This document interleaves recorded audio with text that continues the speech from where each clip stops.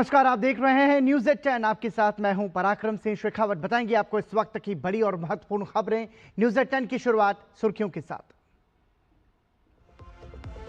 विदेश मंत्री doctor S Jaishankar और उनके अमेरिकी समकक्ष मार्को रूबियो के बीच आज नई दिल्ली में होगी द्विपक्षीय वार्ता। तमाम अहम मुद्दों पर होगी चर्चा।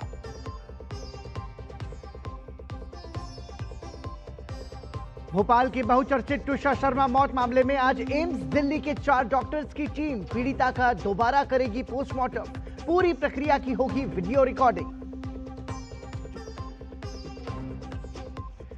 देश भर में कड़ी सुरक्षा के बीच आज आयोजित की जा रही है सिविल सर्विसेज प्रारंभिक परीक्षा। पारदर्शिता के लिए इस बार परीक्षा के तुरंत बाद जारी होगी प्रोविजनल आंसर की।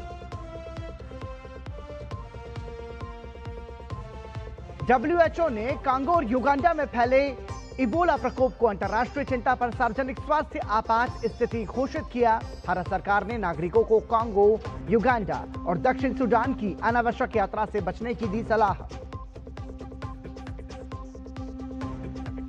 और गर्मी और लू की दोहरी मार से सामान्य जनजीवन प्रभावित। मौसम विभाग ने आज के लिए पूर्वी मध्य प्रदेश, पूर्वी उत्तर प्रदेश और विदर्भ में भीषण लू का रेड अलर्ट जारी किया।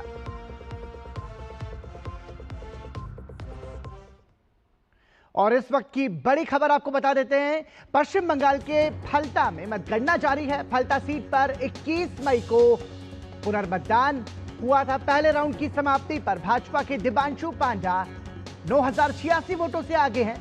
पहले राउंड के कुल 10,512 मतों में से 9,534 मत मिले हैं। दूसरे स्थान पर सीपीएम के शंभुनाथ कुर्मी और तीसरे स्थान पर तृणमूल के जहांगीर खान अपना स्थान बनाए हुए हैं। तो इस वक्त की बड़ी खबर हम आपको बता रहे हैं। फलता विधानसभा सीट पर पुनर्मतदान हुआ था, जिसकी मतगणना फिलहाल जारी है।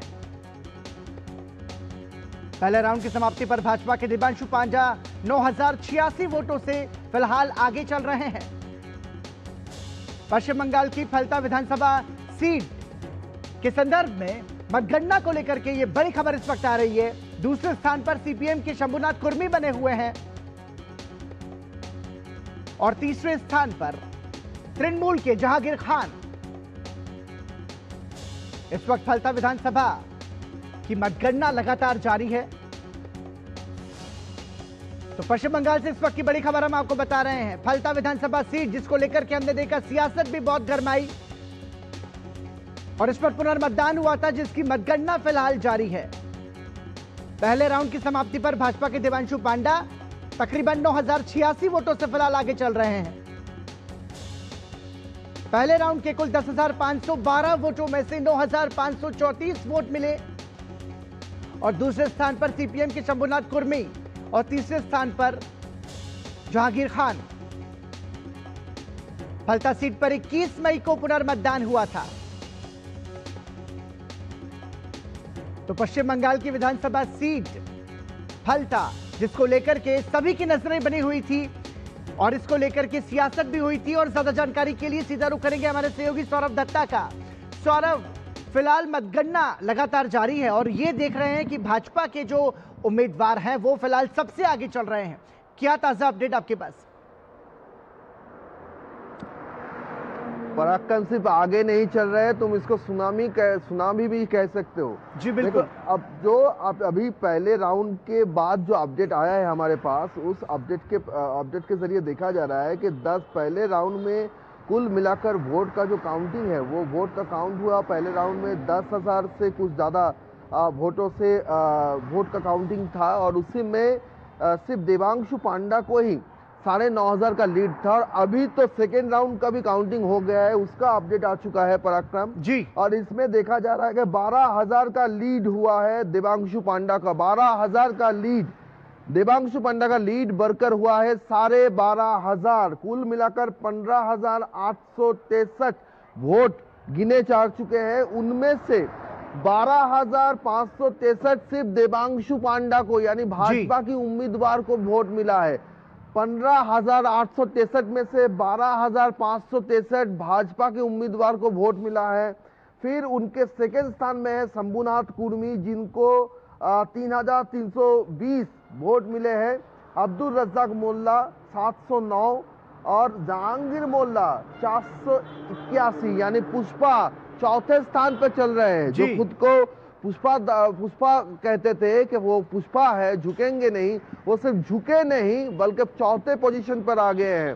और पहले पोजीशन में देवांशु पांडा भाजपा के हैं। तो ये सवाल उठ रहा है पराक्रम, जब निष्पक्ष चुनाव हुआ, जब भय मुक्त चुनाव हुआ, तब फलता से जो diamond harbour model Abhishek Banerjee दावा करते थे, वो एक तरफ से ध्वस्त होने को दिख रहा है कि फलता के इलेक्शन बता रहा है कि डायमंड हार्बर मॉडल असल में भय का मॉडल था, जहां पर अगर चुनाव होता तो वो डायमंड हार्बर मॉडल खड़ा ही नहीं हो पाता था। जैसे आज रिपोल का जो रिजल्ट आ रहा है कि 15,863 में से 12,000, 12,500 से भी ज्यादा वोट सिर्फ बीजेपी को मिल रहा है। तो कहां है डायमंड हार्बर मॉडल? ये सवाल उठा रहा है फलता। कहां है अभिषेक बनर्जी, कहां है तृणमूल? जहांगीर खान हट गए थे, लेकिन ईवीएम में उसका सिंबल तो था। तो ममता बनर्जी को क्यों नहीं वोट मिला? अभिषेक बनर्जी को क्यों नहीं वोट मिला? एक जहांगीर खान हट गए तो क्या हुआ? अभिषेक बनर्जी तो थे, वो तो कहते थे वो सब सीटों में है। ममता बनर्जी कहते थे वो सब सीटों से लड़ती है। कहां गया उनका वो गढ़ जो वो मानते थे कि तो मतलब उनका गढ़ है। माना जाए, अब ये माना जाए फलता विधानसभा सीट के परिणाम के बाद और पश्चिम बंगाल का जो जनादेश आया है उसके बाद, ये तो फलता का उदाहरण हमारे सामने ज्वलंत है। तो ये माना जाए कि जो पुष्पा कहता था झुकेगा नहीं, उसको फलता विधानसभा के जो मतदाता हैं उन्होंने लेटा दिया है जमीन पर। देखो, एक बार चारों खाने चित जिसको कहते थे, वही चारों खाने चित नजर आ रहे हैं। और सबसे बड़ा सवाल ये उठ रहा है कि फलता में पिछली बार जब 24 में चुनाव हुआ, लोकसभा चुनाव हुआ, 21 का चुनाव, आप रिजल्ट देख लो, वहां पर 1 लाख 1.5 लाख का लीड होता था टीएमसी को जी। लेकिन आज देखा जा रहा है कि पहले 2 राउंड है, अभी भी 19 राउंड बाकी है, लेकिन पहले से कहते हैं कि शुरुआत में ही पता चलता है कि दिन कैसे गुजरेगा। तो अगर इसको अगर माना जाए तो इस तरीके से अगर वोटिंग चलता रहा, वोटिंग का काउंटिंग निकलता रहा, तो देखा जाएगा कि कुल मिलाकर जितने वोटर्स है उसमें 90% वोट तो सिर्फ बीजेपी को मिला है, भाजपा को मिला है। मतलब मेरा कहने का मतलब यह है कि 1.5 लाख का लीड जो टीएमसी दावा करता था, वो 1.5 लाख का लीड तो छोड़ो, अभी तो टीएमसी चौथे पोजीशन पर आया है। जहांगीर खान को अब छोड़ दो, ममता बनर्जी रैली में दावा करते थे कि 294 सीट में वही कैंडिडेट है। अभिषेक बनर्जी के दावा करते कि डायमंड हार्बर में हर एक आसन में वही कैंडिडेट है। तो जहांगीर खान तो हट गए, लेकिन टीएमसी तो था, सिंबल तो था। ठीक बात है। तो फिर कैसे टीएमसी से पूरी फलता की जनता ऐसी डायमंड हार्बर का हिस्सा है फलता विधानसभा सीट, तो कहीं ना कहीं जाके माना जा रहा है ममता बनर्जी और अभिषेक बनर्जी के गढ़ में उनकी साख और उनकी जो प्रतिष्ठा थी उस पर एक तरीके से अपना निर्णय सुना दिया है फलता विधानसभा के मतदाताओं ने। तो एक तरीके से जिस तरीके से परिणाम अभी सामने आ रहे हैं 2 दौर की मतगणना के बाद में, उसमें तकरीबन 12,000 से ज्यादा की लीड जो है वो भाजपा के प्रत्याशी के समर्थन में है। तो एक तरीके से भाजपा यहां पर जीतती हुई फलता विधानसभा सीट पर नजर आ रही है। बहुत बहुत धन्यवाद सौरभ दत्ता इस तमाम जानकारी के लिए। तो मतगणना फिलहाल लगातार जारी है, इस पर हर अपडेट सीधे डीडी न्यूज पर आप सभी देख सकते हैं। यहां रुक रहे एक ब्रेक के लिए, बने रहिए हमारे साथ।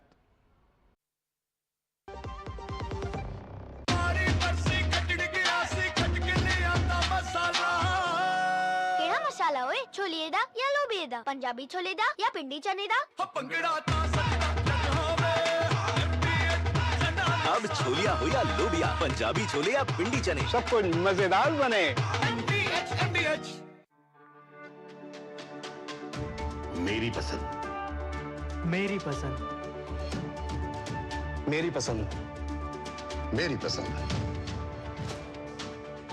हमारी पसंद, हम सबकी पसंद। मजबूत देश का मजबूत सरिया हो गया स्टील। मास्टर जी नमस्ते, 2 ड्रेसेस बनानी है, ठीक है? ऐसा कुछ। लेकिन मास्टर जी 4 दिन में पार्टी है, बन जाएगी ना पक्का? हो जाएगा। कैसे? फैशन चेंजेस हमेशा, उषा हमेशा। ब्रेक के बाद एक बार फिर आपका स्वागत। आप देख रहे हैं news eight 10। RG Kar medical college में महिला डॉक्टर से दुष्कर्म और हत्या के मामले में पश्चिम बंगाल की शुभेंदु सरकार ने बड़ी कार्रवाई शुरू कर दी है। स्वास्थ्य एवं परिवार कल्याण विभाग ने निलंबित डॉक्टर अभिक डे के खिलाफ विभागीय कार्रवाई शुरू करने की अधिसूचना जारी की है। अभिक डे पहले बर्दवान मेडिकल कॉलेज के रेडियोलॉजी विभाग में रेजिडेंट मेडिकल अफसर रह चुके हैं। पश्चिम बंगाल की सरकार ने मामले को गंभीरता से लेते हुए विभागीय जांच तेज कर दी है। डॉक्टर डे सितंबर 2024 से निलंबित हैं। उन पर बंगाल सेवा सीसीए नियम 1971 के तहत कार्रवाई की जा रही है। अधिसूचना में कहा गया है कि आरोपों की गंभीरता को देखते हुए विभागीय कार्रवाई शुरू करने का निर्णय लिया गया है। राज्यपाल आरएन रवि ने इस कार्रवाई को मंजूरी दे दी है। पश्चिम बंगाल में सरकार बदलने के साथ ही प्रदेश में कई फैसले लिए गए हैं, जिसमें अब पश्चिम बंगाल के मुख्यमंत्री शुभेंदु ने पिछली ममता सरकार के बकरीद पर छुट्टी वाले फैसले को भी आज बदल दिया है। दरअसल पिछली सरकार में बकरीद पर 2 दिन की छुट्टी मिलती थी, पर अब इस साल 28 मई को मनाए जाने वाले ईद अल अजहा के त्योहार पर सिर्फ 1 दिन का ही अवकाश होगा। इसका मतलब छुट्टी सिर्फ 28 मई की ही होगी।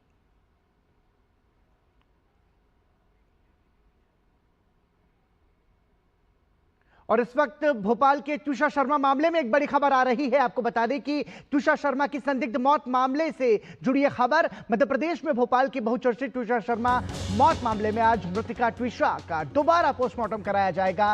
हाईकोर्ट ने वीडियो रिकॉर्डिंग के साथ दोबारा पोस्टमार्टम कराने के निर्देश दिए हैं, जिसके बाद इस पूरी प्रक्रिया की वीडियोग्राफी भी कराई जाएगी। अदालत के इस आदेश के बाद एम्स दिल्ली की 4 सदस्यीय वरिष्ठ डॉक्टर्स की टीम अत्याधुनिक उपकरणों के साथ शनिवार शाम राज्य सरकार के चार्टर्ड विमान से भोपाल पहुंची।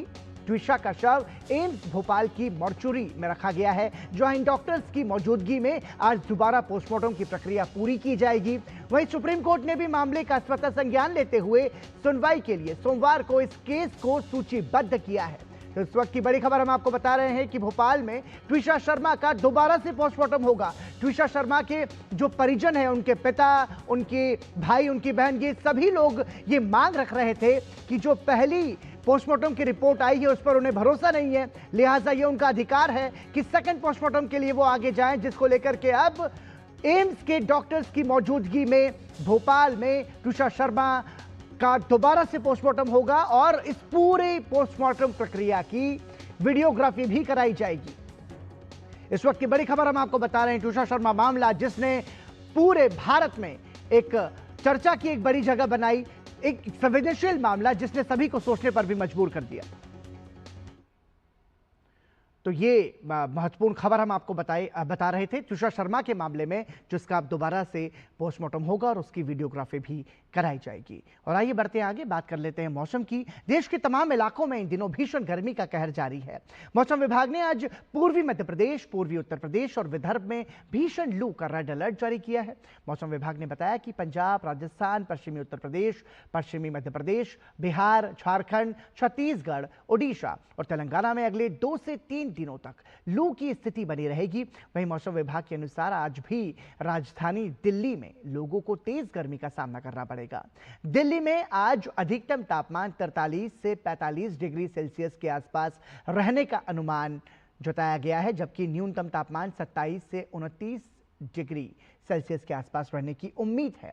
इसके साथ ही मौसम विभाग ने राष्ट्रीय राजधानी में आसमान मुख्य रूप से साफ रहने का पूर्वानुमान जताया। हालांकि कुछ स्थानों पर लू चलने की भी संभावना है। दिन के समय तेज सतही हवाएं चलेंगी। वहीं राजस्थान में भीषण गर्मी का दौर लगातार जारी है। जैसलमेर में शनिवार को अधिकतम तापमान 45.9 डिग्री सेल्सियस दर्ज किया गया, जबकि राज्य के अधिकांश शहरों में पारा 41 डिग्री सेल्सियस या उससे अधिक बना रहा। मौसम विभाग के अनुसार राजस्थान में आज से तापमान में 2 से 3 डिग्री सेल्सियस की वृद्धि हो सकती है और राज्य के कुछ क्षेत्रों में लू और कहीं कहीं भीषण लू चलने का भी अनुमान है। इसके अलावा हिमाचल प्रदेश में मौसम विभाग ने 26 और 27 मई के लिए कुछ हिस्सों में लू का येलो अलर्ट जारी किया है। ऊना, बिलासपुर, हमीरपुर, कांगड़ा, सोलन और सिरमौर जिलों में इसका असर देखने को मिल सकता है। वहीं पश्चिमी विक्षोभ के प्रभाव से अगले कुछ दिनों में राज्य के कई हिस्सों में बारिश होने का पूर्वानुमान भी जताया गया है। वहीं मौसम विभाग ने ओडिशा में 28 मई तक लू की स्थिति जारी रहने का पूर्वानुमान जताया है। मौसम विभाग ने कहा कि झारसुगुड़ा, संबलपुर और बोलांगीर जिलों के कुछ स्थानों पर लू चलने का अनुमान है, जबकि बोलांगीर जिले के कुछ स्थानों पर रात में भी गर्मी रहने का अनुमान है।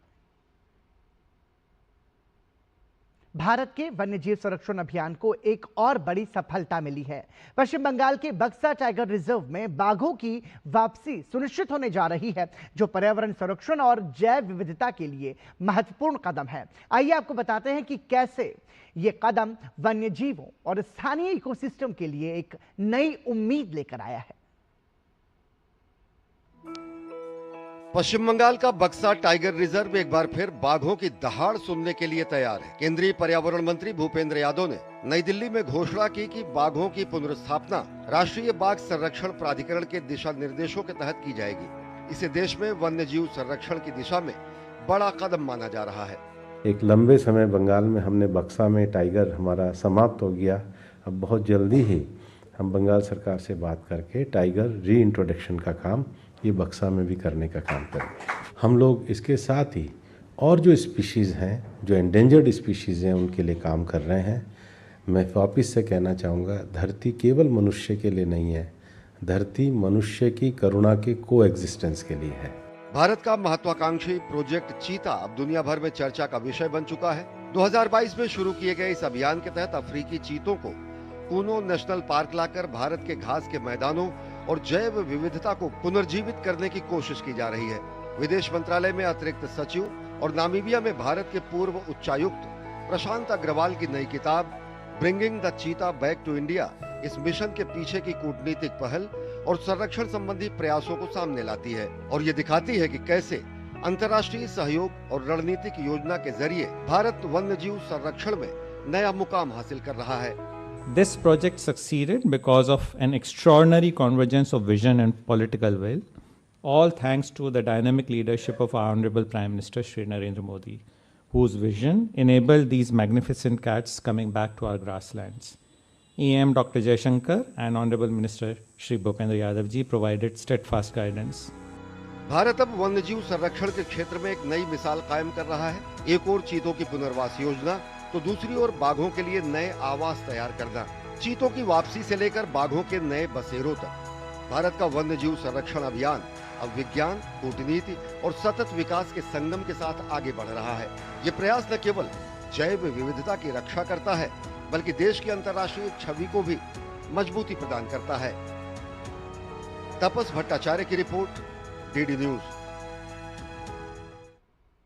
आज देश भर में कड़ी सुरक्षा के बीच सिविल सर्विसेज प्रारंभिक परीक्षा आयोजित की जा रही है। ये परीक्षा 2 सत्रों में हो रही है। पहला सत्र सुबह 9:30 बजे से 11:30 बजे तक और दूसरा सत्र दोपहर 2:30 बजे से शाम 4:30 बजे तक संचालित होगा। परीक्षा की पारदर्शिता और निष्पक्षता सुनिश्चित करने के लिए संघ लोक सेवा आयोग द्वारा सभी केंद्रों पर जैमर लगाए गए हैं। इसके साथ ही परीक्षार्थियों का प्रवेश आयोग द्वारा जारी किए गए प्रवेश पत्र और मूल ID कार्ड के आधार पर ही हो रहा है। परीक्षा केंद्रों पर मोबाइल फोन, बैग तथा किसी भी प्रकार की इलेक्ट्रॉनिक डिवाइस ले जाने पर रोक है। परीक्षा कक्ष में जूते मोजे पहनकर प्रवेश पर भी रोक है। परीक्षार्थी केवल पारदर्शी पानी की बोतल अपने साथ ले जा सकते हैं। पारदर्शिता के लिए इस बार परीक्षा के तुरंत बाद प्रोविजनल आंसर की भी जारी की जाएगी।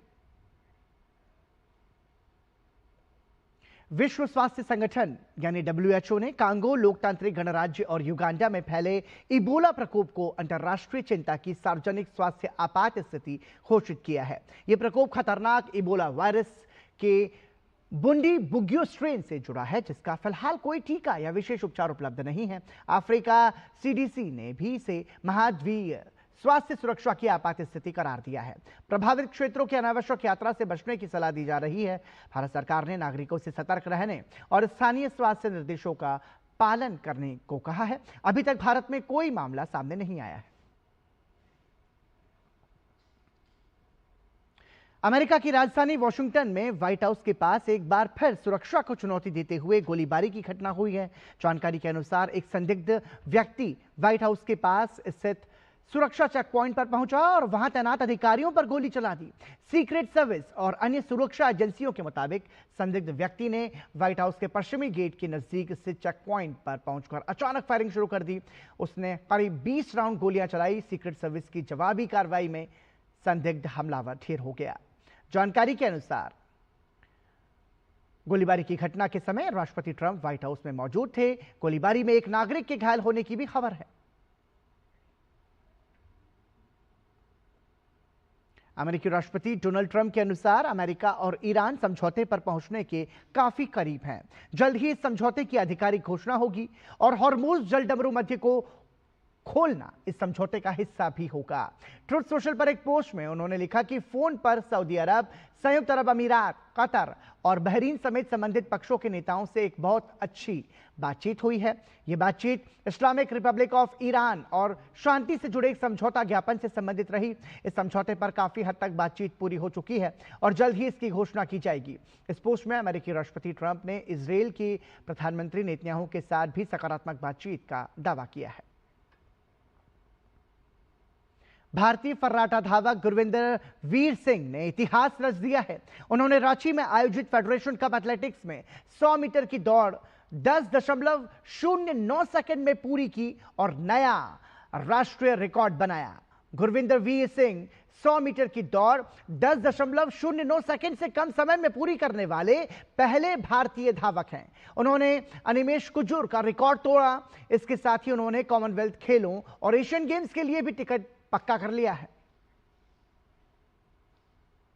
राजधानी दिल्ली में आज fit India Sundays on cycle के 75वें संस्करण का आयोजन किया गया। कॉमनवेल्थ दिवस पर आयोजित हुए इस इवेंट में भारत में होने वाले 2030 कॉमनवेल्थ खेलों का भी जश्न मनाया गया। इस कार्यक्रम में दिल्ली के शिक्षा मंत्री आशीष सूद मुख्य अतिथि रहे।